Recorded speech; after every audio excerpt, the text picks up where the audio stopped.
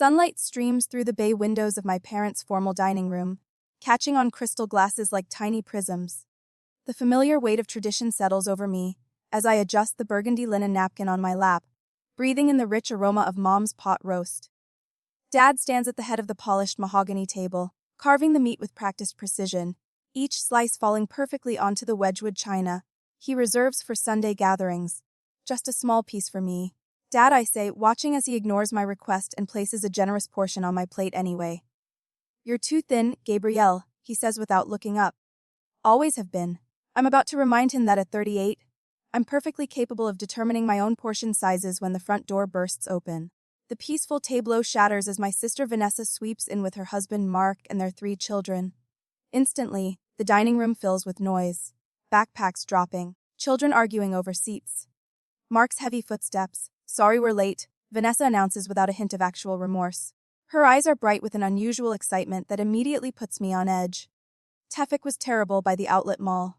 You went shopping before Sunday dinner, I ask, but my question drowns beneath Mom's enthusiastic greeting of her grandchildren. Dad catches Vanessa's eye and nods slightly, a silent exchange that tightens something in my chest. I recognize that look, the conspiratorial glance they've shared since we were kids.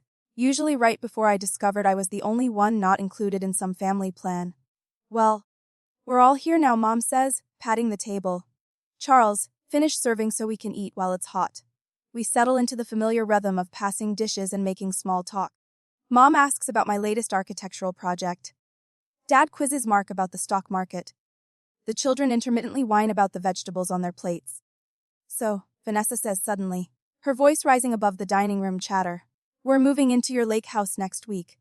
We've got some foundation issues with our place. My fork freezes halfway to my mouth.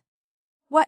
It's just sitting empty anyway, Gabrielle, Dad says, his tone casual but his eyes watchful. I get the blue bedroom. Vanessa's oldest son announces, bouncing in his chair. No fair. Mom said I could have that one. His sister protests. Their argument fades to background noise as realization washes over me. The children have already picked out bedrooms. This wasn't a spontaneous announcement. This was planned, discussed, and decided before I ever sat down at this table. Your lake house has plenty of room, Mom adds, as if that settles everything. And they won't be there forever. 6 years. 6 years I've spent restoring that lakeside property. $420,000 to purchase it, plus another $95,000 in critical repairs. I handled the flood damage alone 3 years ago while they were all cruising the Caribbean. Spent weeks salvaging hardwood floors and replacing drywall. That house is more than property to me. It's the place I rebuilt myself after my divorce, where I learned to fall asleep without checking locks 3 times. Where I finally started breathing again. Family needs to help family, Vanessa says, her voice taking on the practiced cadence of a speech she's rehearsed. We do the same for you. It would only be for 7 months until the foundation work is complete, Dad adds. Mark studies his plate, uncomfortable silence, speaking volumes about his involvement in this plan. I set my napkin down beside my plate, a quiet gesture that draws everyone's attention. Something shifts inside me, a clarity that feels both surprising and long overdue. Gabrielle, you're always so particular about your things, Mom says, dismissing my unspoken objection with a wave of her hand. This is what families do, Gabrielle, Dad adds, his tone sliding into the condescending one he reserves for when he believes someone is being unreasonable. We help each other. Vanessa's lips curl into an entitled smile that grows as she watches me, sensing another victory in our lifelong pattern. She has always taken.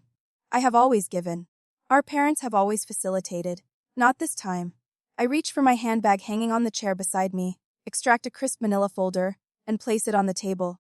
The contractors start Monday next week, I say, opening the folder to reveal renovation contracts and city permits. Each page bearing my signature and dates from 3 months ago. It's a complete 9-month renovation. Everything down to the studs. Silence descends over the table, thick and sudden. Dad's knife hovers over the roast. Mom's water glass remains suspended halfway to her lips. Vanessa's smile collapses. I take a slow, deliberate sip of water, surprised by the calm in my hand. As I raise the glass, the crystal catches the light, throwing tiny rainbows across the tablecloth. Beautiful, sharp, edged prisms that no one else seems to notice. Silence chokes the dining room as I watch realization bloom across my family's faces. The manila folder with renovation contract sits between us like a loaded gun. Dad's knife remains suspended above the roast. Mom's water glass frozen halfway to her lips. For once, Vanessa's practiced smile has shattered. You can't be serious, Vanessa finally says, her voice climbing an octave. We've already given notice at our apartment. Where are we supposed to go? I take another sip of water, using the moment to catalog the long history of Vanessa's entitlement flashing through my mind. The time she borrowed my car for a weekend trip that stretched to 2 months. When she returned it, the cracked windshield was apparently already like that. The small loan of 3,000 that somehow ballooned to 18 grand, still unpaid 6 years later.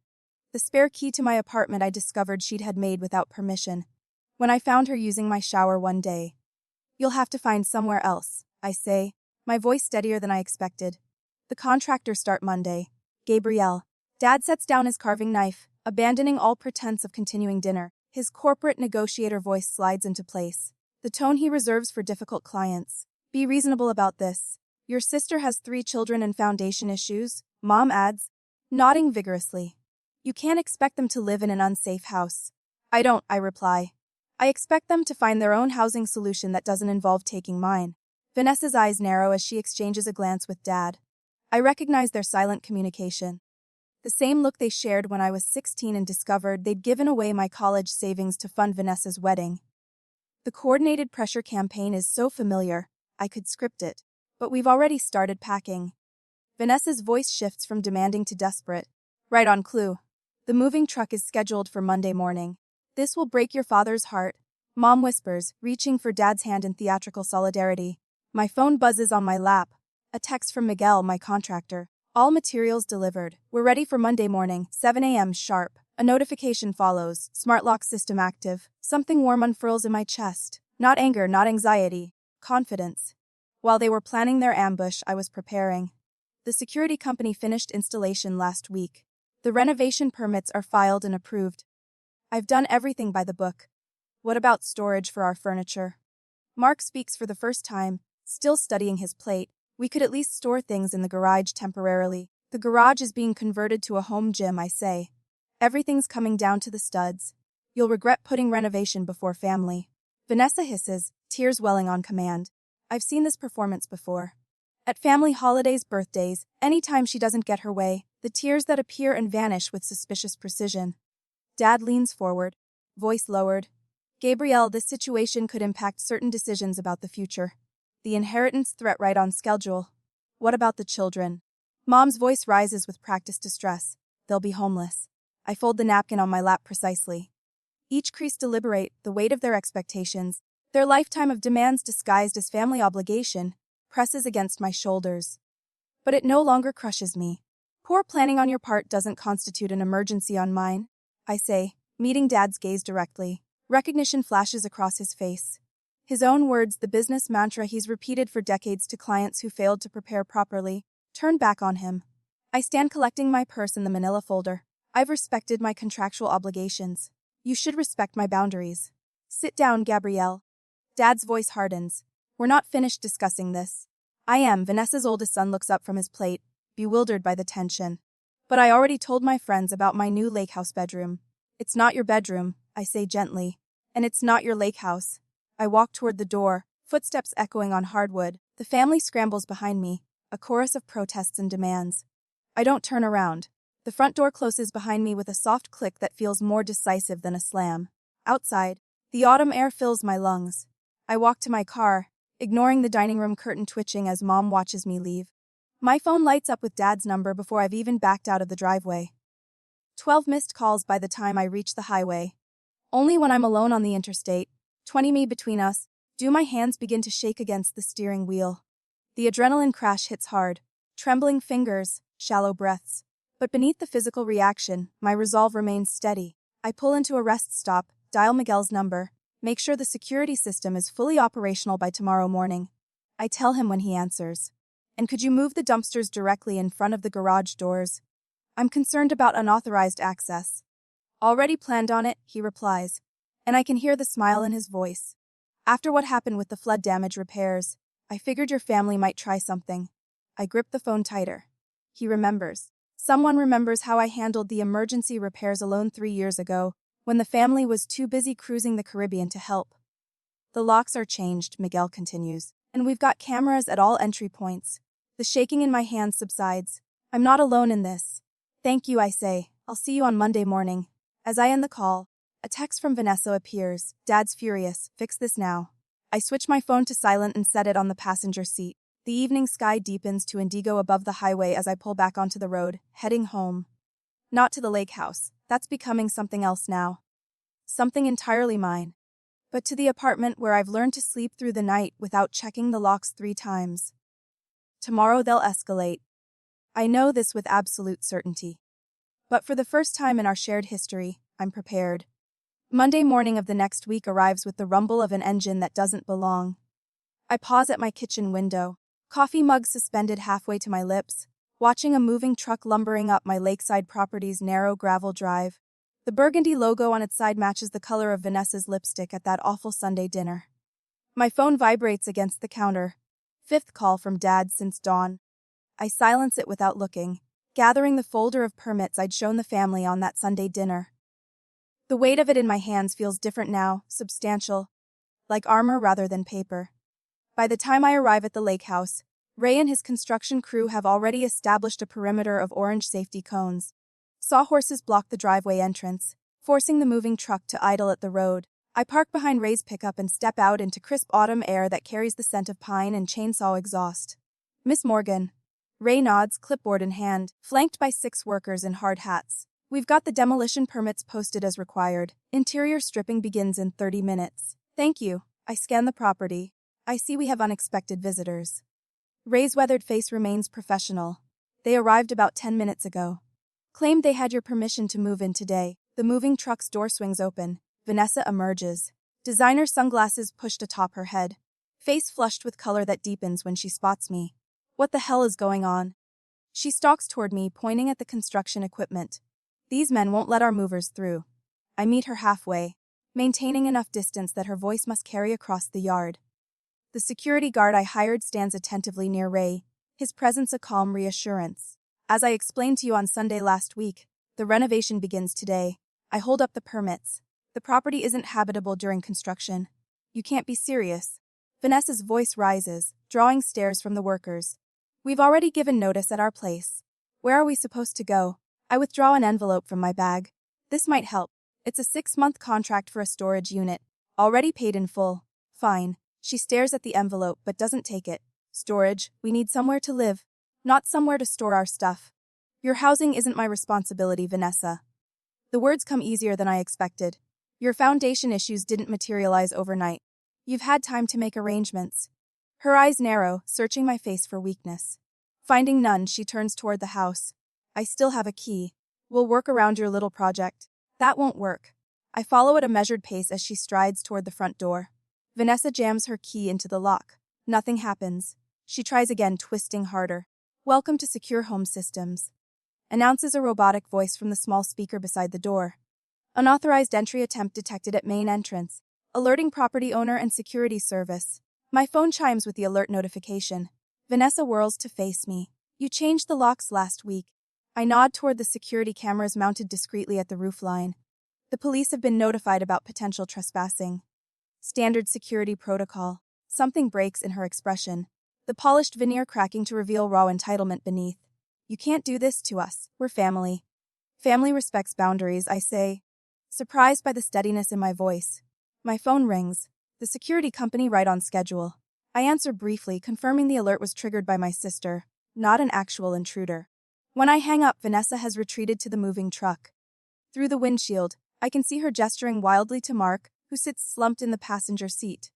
Ray approaches, hard hat in hand. We're ready to begin when you are, Miss Morgan. Let's proceed, I sign his clipboard. The interior timeline is tight. I'd like the master bedroom suite demolished by Thursday. We will make it happen. He hesitates. Your sister seems determined. Should we expect interference? Before I can answer, the moving truck engine roars to life. Instead of turning around, it lurches forward, bypassing the sawhorses by veering onto the lawn. It stops 20 feet from us, tires crushing ornamental grasses I'd planted last spring. The movers jump out, lowering the ramp at Ray's command, and begin unloading furniture. Vanessa emerges from the truck's cab. Triumphant smile fixed on her face, since you won't be reasonable. She calls, we'll just have to store things here temporarily. The yard will work fine until you come to your senses. The first piece, an ornate mahogany dresser that once belonged to our grandmother, thuds onto my lawn. Mark follows behind the movers, looking miserable but compliant. I don't move. Instead, I reach for my phone and dial a number saved yesterday. Lakeside Auction House. Yes. This is Gabrielle Morgan. I maintain eye contact with Vanessa as I speak. Yes, please proceed with pickup as discussed. Donate all proceeds to the foster youth program. Vanessa freezes. Confusion replacing triumph. They'll be here within the hour, I confirm, ending the call. What auction house? Vanessa demands. The one I contacted yesterday after dinner. I gesture toward the furniture accumulating on my lawn. I anticipated this move. Ray clears his throat. Miss Morgan, we need to begin demolition. Should we work around the furniture situation? No need. I hand him the final authorization forms. Everything on the property not secured inside storage sheds is being removed today. The rest of the day unfolds according to plan. Construction begins while furniture piles grow on my lawn. Vanessa alternates between threats and tears. Mark eventually convinces her to leave, promising they'll return tomorrow to fix this misunderstanding. 2 days later on Wednesday, I receive the call I've been expecting. I'm standing in what was once the master bedroom as workers remove the last of the drywall, revealing bare studs beneath. You heartless, Vanessa's voice explodes through my phone. The auction truck took everything. That was heirloom furniture. I step outside to hear better over the construction noise. Then it should never have been dumped on property you don't own. Her scream resonates through the phone, but something has changed inside me. The calm I feel isn't forced. It's become my natural state. The boundary I've established feels right, necessary. I've kept all the documentation. I tell her when her tirade subsides. Photos of furniture abandoned on private property. Security footage of attempted unauthorized entry. The police report about trespassing warnings. The silence on her end speaks volumes. I've instructed the property management company about authorized visitors. I continue. You're welcome to schedule an appointment to see the renovation progress with advanced notice. Mom and Dad are coming to talk sense into you, she finally says, voice brittle with fury. I check my watch, then glance at the construction foreman who gives me a thumbs up. Perfect timing. Let them see exactly what they can't take from me. As I hang up, workers begin dismantling what would have been Vanessa's claimed master suite. The sledgehammer crashes through the remaining wall. Sunlight suddenly flooding the space through the newly exposed frame. For the first time in years, I can breathe deeply here. The air smells of sawdust and possibility instead of obligation. The security system chimes, alerting me to vehicles approaching the property. I step onto the porch, building plans in hand, watching my parents' car roll to a stop beside the construction equipment. The demolition of the master bedroom walls concludes with perfect dramatic timing. I stand framed in sunlight streaming through bare wooden beams, ready to greet them on my terms. I straighten my hard hat and adjust the protective goggles, a smile playing at the corners of my mouth. Miss Morgan, where do you want the drywall stacked? Calls Rico, the site foreman. Along the east wall, I answer, pointing toward what used to be my grandmother's antique sideboard. Make sure it's covered if it looks like rain. Dad and Mom emerge from the car like cautious explorers stepping onto alien terrain. Dad's face hardens as he takes in the construction equipment scattered across what was once a manicured lawn. Mom's hand flies to her mouth as her eyes scan the property. What have you done? Dad's voice carries across the yard, competitive with the circular saw screaming through lumber nearby. I walk toward them with measured steps, work boots crunching on gravel.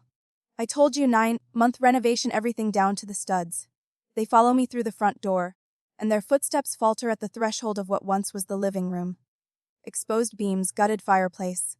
Subfloor revealed where polished hardwood once gleamed.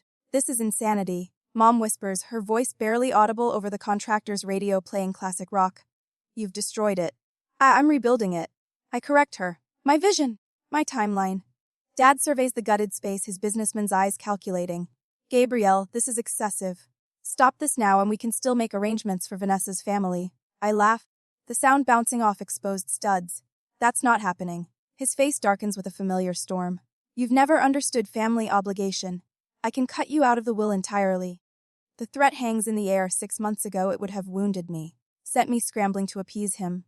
Now I just nod. You already did, I say calmly when I refuse to co-sign Mark's failed real estate deal last year. Mom gasps. Dad's face drains of color.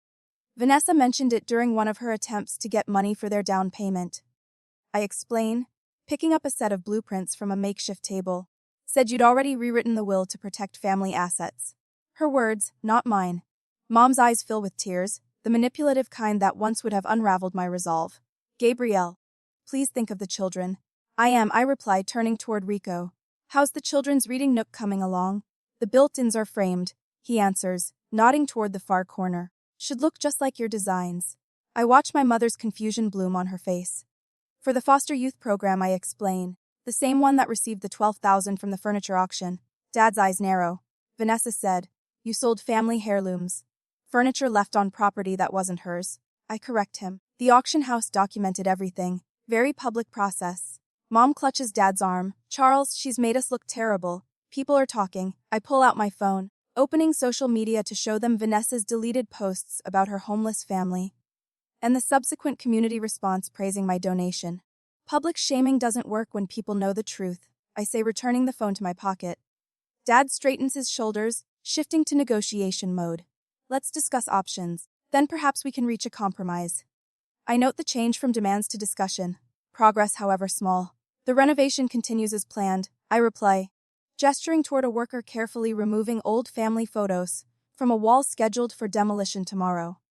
But I'm willing to help Vanessa find alternative housing within her budget. Mom's tone shifts from entitled to cautiously respectful. That would be appreciated. My phone buzzes with notifications. Security company confirming no further unauthorized attempts since last week. Auction house sending official donation receipt for tax purposes. My contractor sharing progress photos of the back deck's transformation. As we stand amid the skeleton of my home, I notice Dad studying the blueprints with reluctant admiration. He recognizes good planning when he sees it. Have you ever had to reinvent a space to reclaim it? I ask them both. Sometimes you need to strip everything back to build something authentic. Before they can answer, my phone rings. Mark's name appears on the screen. Excuse me, I say, stepping away, I need to take this. I hear Mark's voice, quieter than usual. Gabrielle, I wanted to apologize for my role in all this. I should have spoken up. Outside the window, I see my parents walking back to their car. Their posture less rigid than when they arrived. Sometimes the hardest foundations to pour are the ones that support our boundaries, I tell him. But they're the most important. Behind me, workers continue transforming my sanctuary, one nail, one beam, one boundary at a time. The formal dining room glows amber in evening light, casting long shadows across my parents' Persian rug. The table setting feels like déjà vu. Same burgundy napkins. Same crystal glasses catching light in prismatic bursts. Same tension hanging in the air like a storm front. 3 months into my lake house renovation, I accepted this dinner invitation knowing exactly what awaited me. Your mother made her special pot roast, Dad says, carving the meat with practiced precision. His voice carries the forced casualness of a man about to negotiate a difficult business deal. Just like you always liked. It smells wonderful, Mom.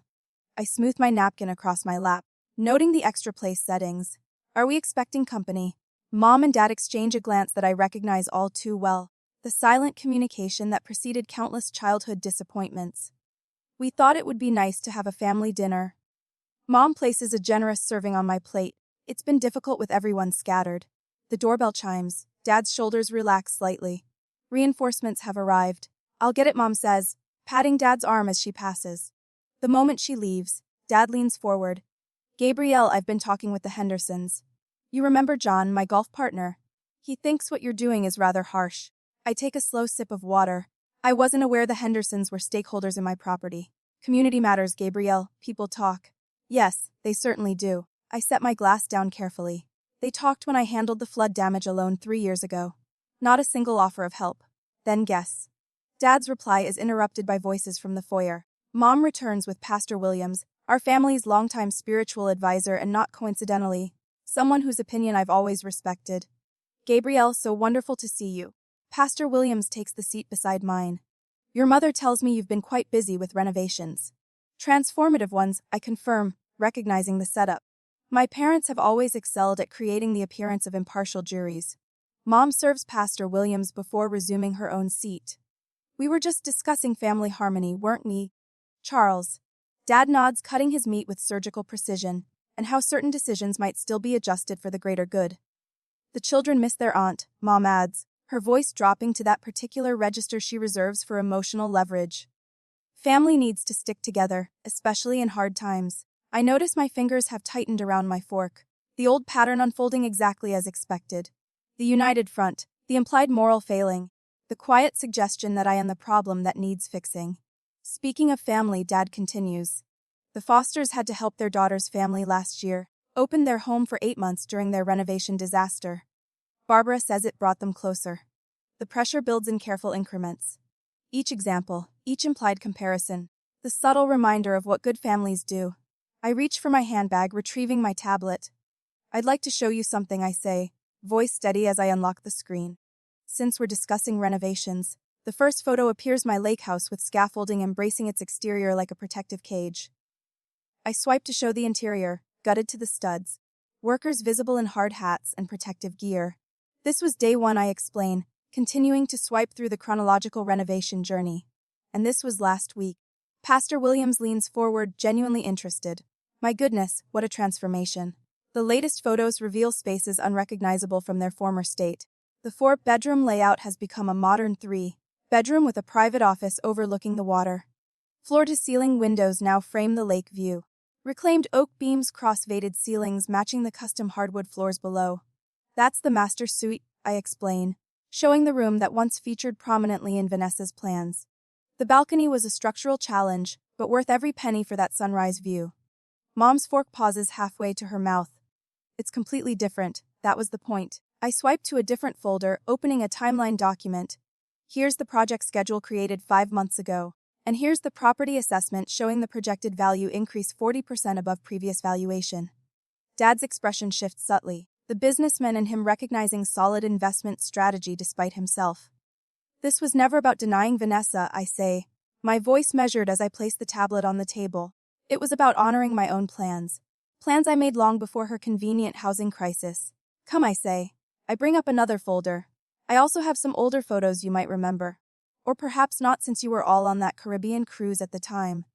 The storm-damaged photos appear my lake house with water halfway up the first floor, furniture floating, walls already showing signs of mold. The 28th allows in emergency repairs. I continue displaying receipts and contractor invoices. Here are the text messages from that week.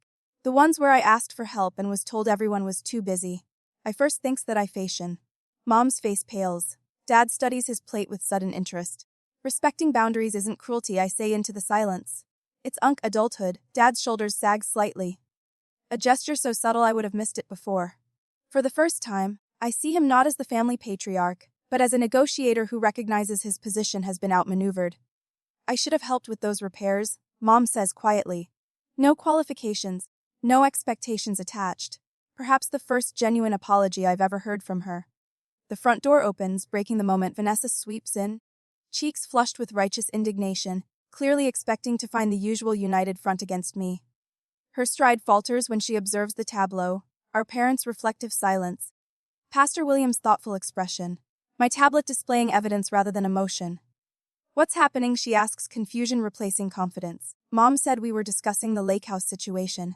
We were, I confirm, standing and gathering my things. I've shared my renovation progress. When it's complete in 6 months, you're all welcome to visit as guests with advance notice. I extend a formal invitation card from my purse. The housewarming is scheduled for March 12th. I hope you'll all attend. The question hangs unspoken as I walk toward the door. Who will come and on what terms?